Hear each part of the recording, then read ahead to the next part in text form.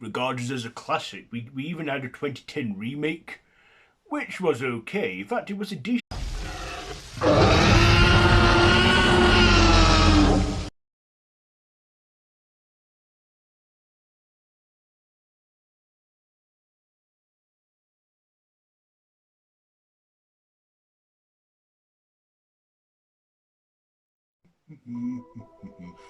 Ah, why, hello there, and welcome back to Monster Month. I am your host, Frankenstein, and I am here reviewing monster movies as part of Monster Month, so we're still in Phase 3.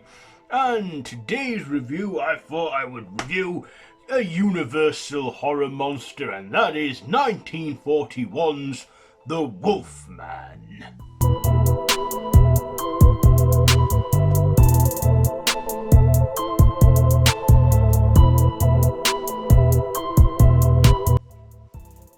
So, The Wolfman is directed by George Wagner, starring Lon Chaney Jr., with Bela Lugosi and Claude Rains.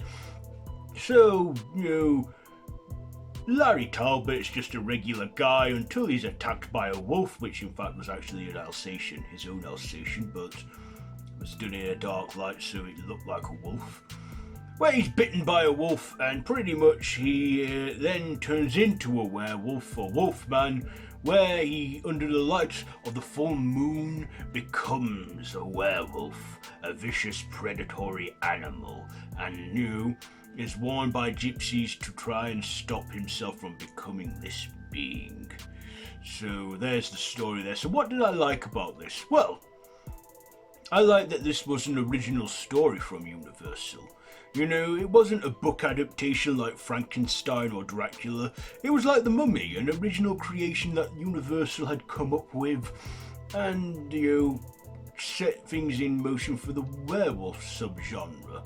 We had, the werewolf genre in this, where it was played by Lon Chaney Jr. I mean, there was another werewolf movie before this that had the whole lycanthropy and silver bullets tropes, but this is one of the good ones. This is one of the best. I mean, yeah, it's all done on set stages and a studio, but given with the quality of cinematography and picture, it actually looks quite good and authentic.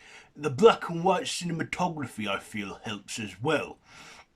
I mean, some of the effects are very dated now, like the transformation scene, when we see him fading. That took a lot of time and patience back in 1941, as now they just go CGI. But I also like the makeup effects they gave for Lon Chaney Jr. as the Wolfman. I mean, the man must have been very patient, having to get all that makeup and stuff on, but it looks good on him. And I do think that this film has aged well. I mean, some effects haven't, but all in all, I think this one has aged pretty good. It's not a bad film by any means. This film is about just over 70 minutes, and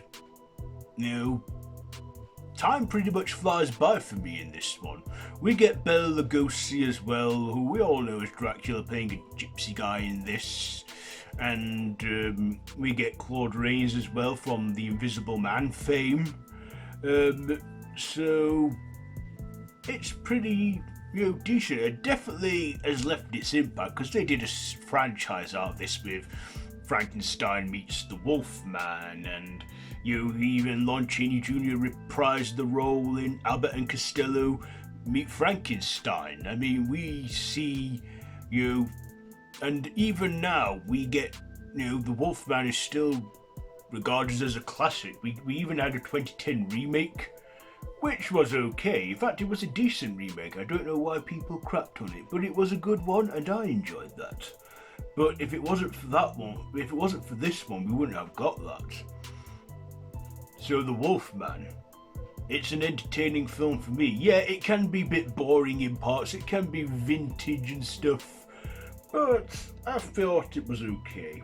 I did like it, and I do recommend it for you werewolf lovers.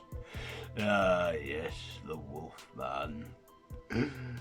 So what am I going to rate this one? You know what? I will give it 4 stamps out of 5 for this one. 4 monster footprints out of 5 for The Wolfman 1941. So have you seen it?